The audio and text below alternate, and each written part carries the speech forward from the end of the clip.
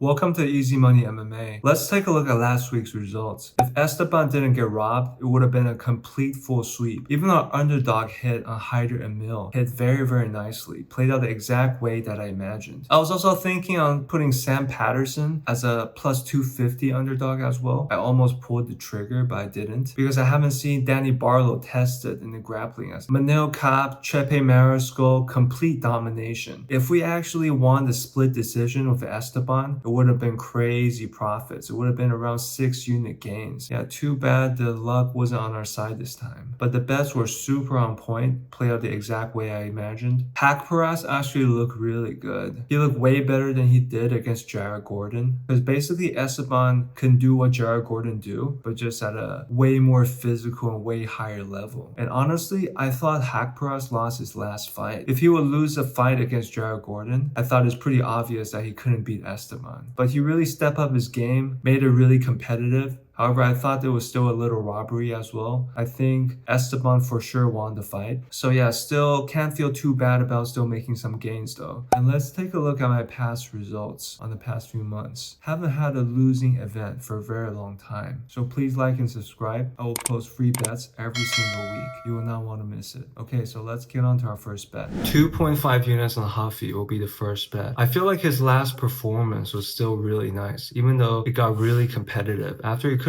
KO James in the first round, he kind of looked like he started to struggle a little bit. But then he still landed some really sick shots. The technique looked really good. The timing looked really good. The striking technique was there. And I feel like Bobby, with a chin issue, is going to run into problems with dealing with a style like Huffy. Isn't a good matchup for Bobby. I actually see this play out very similar to the Jalen Turner fight. Pretty confident with this bet. But then again, he's not tested at the highest level. So I'm not down to drop crazy amount of units on him. Our next bet will be Carlos Leal against Alex Morono. I feel like Morono is just pretty washed. I feel like someone with good physicality, someone with talent, someone who's actually going to be top 10 caliber will always be able to beat this guy who just got into a very competitive fight with Nico Price. That's not a very good look in hindsight. Like Joaquin Buckley could do to Morono, I feel like Carlos Leal is able to do something similar and just be able to run through him very easily. I feel like if they fight 100 times, he will probably win 80 or 90 times. So 2 units on Carlos Leal feels very comfortable right now. I got him in at minus 425. Now he's at minus 600. Since the time I played, Huffy was also at minus 360. He's at minus 500 right now. I think at this point, you can parlay them together and make it a 3 unit bet. I think that would be the most optimal play for this event. The next bet I'm looking at is Bahamondes. I feel like I really like Bahamondes' momentum. Jalen Turner is a very good striker as well, but I just feel like Bahamondes, I see the improvements that he's making every single fight. While Jalen Turner, at a lot of points, he's a weight bully and he didn't look good at a lot of moments. I actually question his mindset. I feel like Bahamondes is on a very good momentum right now. I'm actually thinking that at even money, there's actually some value there. So I'm dropping 1 unit on Bahamondes right now. Feel really good about this position. Okay, the last one for this week is Alex Pereira. So he's fighting Ankalaev. Even though we haven't seen Alex tested in his wrestling and grappling really, since he hasn't been fighting opponents with elite wrestling and grappling. But I do think training with Glover for all these years, I don't think he's going to be submitted by Ankalaev. And I feel like if you're going to stand on the feet with Alex, if you can't dominate him with grappling and wrestling, I don't believe anyone can beat him on the feet. The power he can generate from his left hook just doesn't make sense. Like guys who are going to stand and trade with him, I'm always going to pick Alex to win. But Ankalaev is very dangerous. He's southpaw, which is kind of counters his left hook in a way, makes it much harder to land that, and has a very good wrestling and grappling base. Definitely one of the best wrestlers and grapplers in the weight division. Probably the guy who has the highest chance to be able to beat Alex in the entire division. This is purely a theory play. I feel like he can defend the takedown, even though he hasn't shown us that yet. But I do believe that Alex will be able to beat him because he's much more dangerous. So I'm willing to drop a 0.5 unit on Alex at even money odds. Okay, thanks for watching. So you can look at my stats. I haven't had a losing week for a very long time. You can look at my past videos and go through the records. You should definitely follow this channel every single week. Thank you. Bye bye.